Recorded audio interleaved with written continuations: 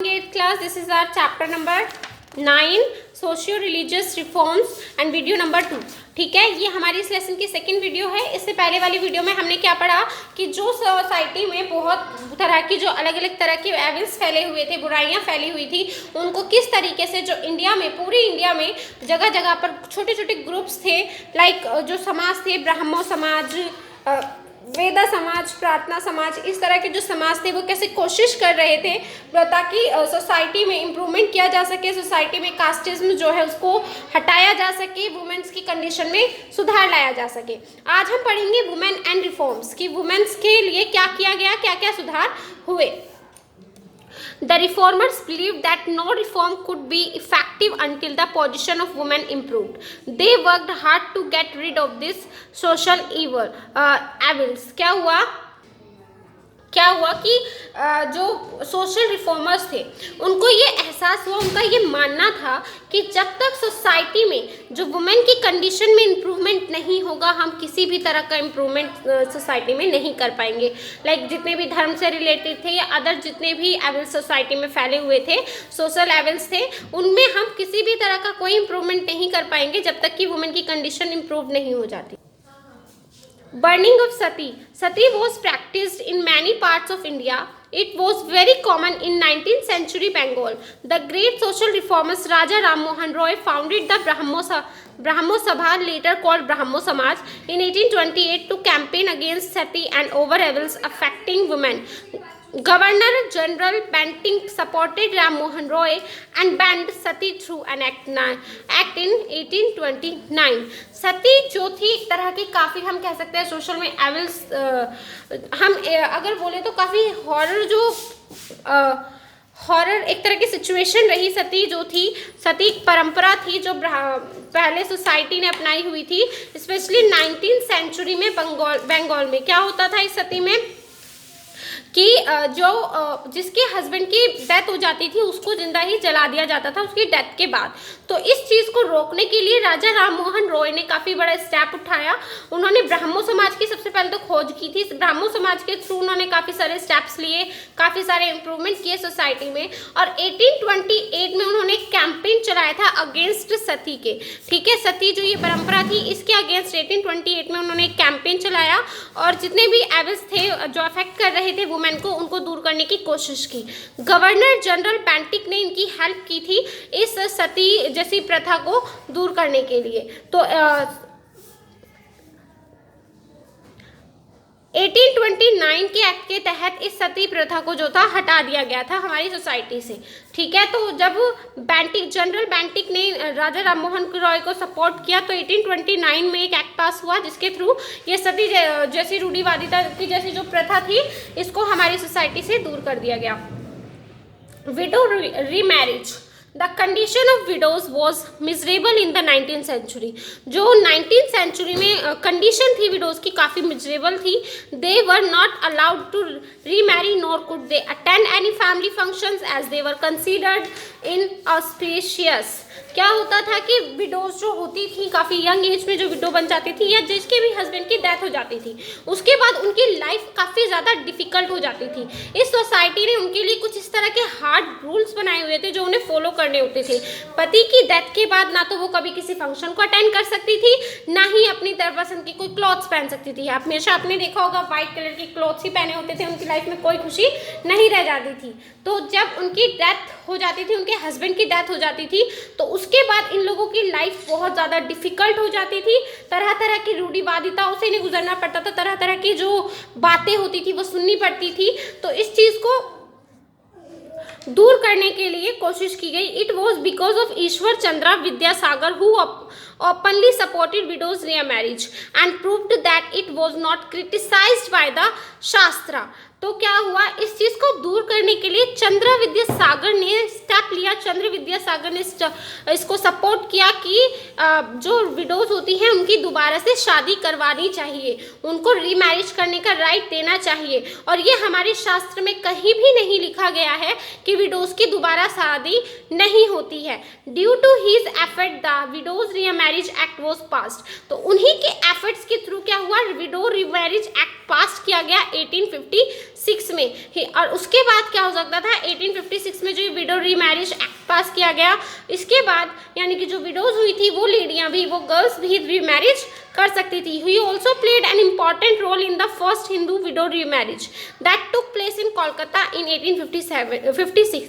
इन्होंने अपने सामने ही 1856 में कोलकाता के अंदर एक हिंदू विडो रीमैरिज करवाई, जिसके ये विक्टिम रहे, एक तरीके से हम ये कह सकते हैं। इन्होंने बहुत बड़ा रोल उसमें अपना प्ले किया था। तो विडो रीमैरिज को इस विडो रीमैरिज जैसी कुरीतियों को, एविल्स को दूर करने के लिए सोसाइटी में चंद्र विद्यासागर ने इस पे ज़्यादा वर्क किया। Education for girls, Ishwar Chandra Vidyasagar was deeply interested in education for girls. Ishwar Chandra Vidyasagar जिन्होंने की विडोज रीमैरिज का एक्ट पास करवाया 1856 में, और उन्होंने ही, उनका ये मानना था कि हर गर्ल को क्या होना चाहिए, एजुकेट होना चाहिए। गर्ल्स के लिए एजुकेशन उतनी ही नेसेसरी होती है जितनी कि बॉयज़ के लिए। When in 1855 he was made the special inspector of schools, he opened a number of new schools including ones for girls in the districts under his change। 1885 में क्या हुआ था, जब ये स्पेशल इंस्पेक्टर बने स्कूल्स के, तो इन्होंने गर्ल्स के लिए भी स्कूल्स बनवाए और डिस्ट्रिक्ट के अंदर कुछ चेंज करवाए।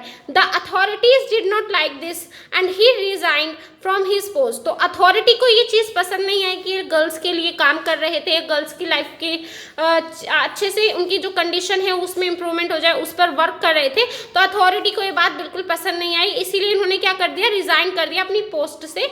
He started a number of schools for girls, उन्होंने कुछ स्कूल्स स्टार्ट किए गर्ल्स के लिए। Another active social reformer was स्वामी दयानंद सरस्वती। तो फर्स्ट कौन थे, चंद्र विद्यासागर, जिन्होंने गर्ल्स के एजुकेशन के लिए क्या कोशिश किया, कह सकते गर्ल्स के एजुकेशन के लिए उन्होंने काफ़ी ज़्यादा मेहनत की। एंड दूसरे थे Swami Dayanand Saraswati, another active social reformer, ठीक है, जो कि with the support of the Arya Samaj, इन्होंने आर्य समाज के सपोर्ट से special schools were open in different parts of Indian for education girls. Special schools open करवाए ताकि गर्ल्स जो है वो एजुकेट हो सके, गर्ल्स को भी पढ़ाया जा सके, ठीक है। Jyotiba Phule was another social reformer, और जो अनदर सोशल रिफॉर्मर रही वो थी ज्योतिबा फूले। इन्होंने महाराष्ट्र में, रिफॉर्मर ऑफ महाराष्ट्र, महाराष्ट्र से थी। In 1851 Phule and his wife Savitri Bai Phule started a girls school in a Pune for girls belonging to the lower caste। बेटा फूले जो थे वो एक मतलब उनकी जो फूले की वाइफ थी सावित्री बाई फूले, इन दोनों ने मिलकर क्या किया, गर्ल्स के लिए पुणे में लोअर जो स्पेशली लोअर कास्ट से बिलोंग करती थी उनके लिए एजुकेशन के लिए उनके एजुकेशन इम्प्रूवमेंट के लिए वर्क किया ताकि वो भी पढ़ सके। In the south Kandukuri Veeresalingam worked for the education of girls. तो साउथ के अंदर ही ये जो कंडुकुरी थे इन्होंने भी वर्क किया गर्ल्स के एजुकेशन के लिए। Due to his efforts the upliftment of women he was known as the Vidyasagar of South India. इन्हीं की वजह से क्या होता था, जो अपलिफ्टमेंट वुमेन थी वो पढ़ पाए, और हम कह सकते हैं ही वॉज नोन, उनको विद्यासागर ऑफ साउथ इंडिया के नाम से भी जाना जाता है। तो काफ़ी सारे हमारे सोशल रिफॉर्मर्स रहे जिन्होंने एजुकेशन, गर्ल्स की एजुकेशन के लिए वर्क किया, लाइक चंद्र विद्यासागर, स्वामी दयानंद सरस्वती, ज्योतिबा फूले और कंदुकुरी। तो ये जो अदर सोशल रिफॉर्मर्स थे जिन्होंने गर्ल्स के एजुकेशन पर वर्क किया, सोसाइटी में इम्प्रूवमेंट करने की कोशिश की, इसे डेवलप करने की कोशिश की कि गर्ल्स की जो है कंडीशन में कुछ इम्प्रूवमेंट किया जा सके, गर्ल्स को भी राइट्स दिए जा सके। लॉ अगेंस्ट चाइल्ड मैरिज, अब कुछ लॉज जो थे वो चाइल्ड मैरिज के अगेंस्ट भी पास किए गए। The child marriage restaurant act also called the Shraddha act was passed in 1929। जो चाइल्ड मैरिज का एक्ट था वो 1929 में पास करवा दिया गया, जिसमें चाइल्ड मैरिज को बैन कर दिया गया। The act fix the minimum age of marriage of girls at 18 and for boys at 21। तो इस एक्ट के तहत क्या किया गया था, जो गर्ल्स की मैरिज होती थी उसकी एज को 18 कर दिया गया और बॉयज़ के लिए 21 की। गर्ल्स में कोई भी 18 साल से पहले शादी नहीं करेगा, और ना ही 29, जो बॉयज़ की एज होगी 29, उससे पहले कोई भी लड़का शादी नहीं करेगा। अगर वो ऐसा करता है तो वो इस एक्ट को तोड़ेगा, जिसके तहत बाद में उसे पनिशमेंट दी जाएगी कोर्ट के थ्रू। लेकिन अब क्या हो रहा है, मतलब अब क्या हुआ है, अभी रिसेंट में गर्ल्स की एज को बढ़ाकर 18 थी जो कि शादी की एज, अब उसे 18 को 21 कर दिया गया और बॉयज़ की एज भी 21 से आई थिंक 23 या 24 के आसपास कर दी गई है कि 23 से 24 साल से पहले कोई लड़का शादी नहीं कर सकता और 21 साल से पहले किसी लड़की की शादी नहीं की जा सकती। ठीक है, तो इस तरह के एक्ट जो थे सोसाइटी में धीरे धीरे बनाए जाने लगे थे। इस तरह के कानूनों की सहायता से वुमेन्स की जो कंडीशन थी, जो वुमेन की कंडीशन थी, वो चेंज की जा रही थी, उनकी कंडीशन में इम्प्रूवमेंट किया जा रहा था। अब आता है चैलेंजिंग द कास्ट सिस्टम। अब एक बहुत ही बड़ा चैलेंज लोगों के सामने था, या हम कह सकते हैं सोशल रिफॉर्मर के सामने था, वो था challenging the caste system. Caste system में काफ़ी सारी बुराइयां थी जिनको उन्हें दूर करना था और ये इतना आसान नहीं होने वाला था। Indian manuscripts and religious books give us vivid account that Indian society was caste based since long। तो हमें ये इंडियन रिलीजन्स के ही हम कह सकते हैं अकाउंट से पता चलता है, हमें इस तरह के कुछ डॉक्यूमेंट्स मिलते हैं जिनसे हमें पता चलता है कि जो ये कास्ट सिस्टम है ये इंडिया में बहुत पहले से ही चलता आ रहा है। And the Indian caste system is based on the concept of 4 varnas. और हमने पढ़ा है जैसे कि जो इंडियन कास्ट सिस्टम है वो 4 वर्ण के ऊपर बेस्ड है। आपने पढ़ा था ना, सबसे पहले ब्राह्मण, देन आपके क्षत्रिय, उसके बाद जो आपका वैश्य आते हैं और उसके बाद शूद्र। तो इस तरह के ये जो 4 वर्ण थे इन्हीं के ऊपर ये कास्ट सिस्टम बेस किया गया था। नेम ब्राह्मण, क्षत्रिय, वैश्य एंड शूद्र। ब्राह्मण जो होते थे उनका सोसाइटी में सबसे ऊंचा तबका होता था या सबसे ऊंची पोस्ट मानी जाती थी। क्षत्रिय जो होते थे ब्राह्मण से नीचे, फिर वैश्य जो होते थे क्षत्रिय से नीचे, और इन तीनों के काम जो करते थे वो थे शूद्र। शूद्र को सबसे नीचा समझा जाता था। The term caste refers to one in which one was born। तो ये जो कास्टिज्म है ये वर्ण से ही बोर्न हुआ था। 4 वर्ण थे, ब्राह्मण, क्षत्रिय, वैश्य, शूद्र। Caste system created in equalities and injustice. इस कास्ट सिस्टम ने ही सोसाइटी में इनइक्वालिटी और इनजस्टिस को हम कह सकते हैं बोर्न किया। तो ये जो कास्ट सिस्टम था इसी की वजह से सारी सोसाइटी में इनइक्वालिटीज एंड इनजस्टिस फैली। The people belonging to the lower caste were deprived of basic social and economic opportunities. जो लोग नीची कास्ट से थे लाइक शूद्र, इन लोगों के सभी एक तरीके से कह सकते हैं हम राइट्स ले लिए गए। इन लोगों को अपॉर्चुनिटीज़ बहुत कम मिलती थी किसी भी अच्छी पोस्ट पर इनको पहुंचने की या अपने समाज में अपना डेवलपमेंट करने की अपॉर्चुनिटी इनके पास बहुत कम थी इस कास्ट सिस्टम की वजह से। And untouchability was another practice was faced by the lower cast. और जो लोअर कास्ट के लोगों को दूसरी चीज़ सहनी पड़ती थी सोसाइटी में वो थी अनटचेबिलिटी। छुआछूत बहुत था। लाइक ऐसा था कि अगर ये लोग ब्राह्मण के गिलास को हाथ भी लगा देते थे तो ब्राह्मण उसे अपवित्र मानकर उस गिलास से पानी तक नहीं पीते थे। ये लोग ब्राह्मणों के कुओं से तक पानी नहीं पी सकते थे। तो इतनी अनटचेबिलिटी फैली हुई थी। आपने देखा होगा डॉक्टर भीमराव अंबेडकर, उन्होंने कितना कुछ सहा। उनको मतलब स्कूल की क्लास के बाहर ये लोग पढ़ाया करते थे, मतलब क्लास में बच्चों के साथ बैठने नहीं दिया जाता था।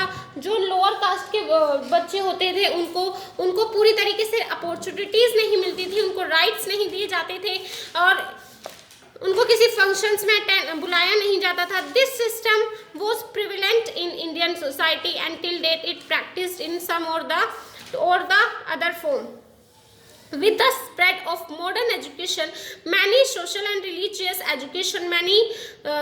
religious reformers came forward to remove the evil of casteism prevailing in the society। अब क्या हुआ, इस कास्टिज्म को दूर करने के लिए काफ़ी सारे सोशल जो रिफॉर्मर्स थे उन्होंने मेहनत की, उन्होंने इसके ऊपर वर्क किया। क्योंकि जो छुआछूत की बीमारी, छुआछूत की जो ये अनटचेबिलिटी की जो ये एक तरीके से सोसाइटी में कंडीशन इन लोगों ने क्रिएट की हुई थी कि अगर जो लोअर कास्ट के लोग हैं वो अपर कास्ट के लोगों का पानी तक नहीं पी सकते, उनके साथ बैठ नहीं सकते, उनके साथ खा नहीं सकते, उनके फंक्शंस अटेंड नहीं कर सकते, पढ़ नहीं सकते उनके बच्चे उनके साथ। तो इस तरह की जो ये इनइक्वालिटी सोसाइटी में थी, इन सबको दूर करने की कोशिश की सोशल रिफॉर्मर्स ने, और उनका ये प्रयास सफल भी हुआ। तभी आप देख सकते हैं आज आपको ये सब चीज़ें नामात्र के बराबर ही मिलेंगी, स्पेशली जहाँ पर आपको जो ये विलेज का एरिया होता है या जो ट्राइब्स जो एरिया होता है, आपको ज़्यादातर ये चीज़ें वहीं मिलेंगी, अदरवाइज ये हमारी सिटी में नहीं है। ठीक है, तो ये सब कैसे हो पाया? ये जो हमारे समाज सुधारक थे, जो हमारे सोशल रिफॉर्मर थे, उन्होंने बहुत बड़ा ही कंट्रीब्यूशन रहा इस चीज़ को सुधार करने में। ठीक है, इसके आगे हम अपनी जो नेक्स्ट वीडियो में caste reformer movement in eastern India यहाँ से पढ़ेंगे। अभी के लिए सेकेंड वीडियो यहीं तक, यहाँ से हम अपनी नेक्स्ट वीडियो कंटिन्यू करेंगे।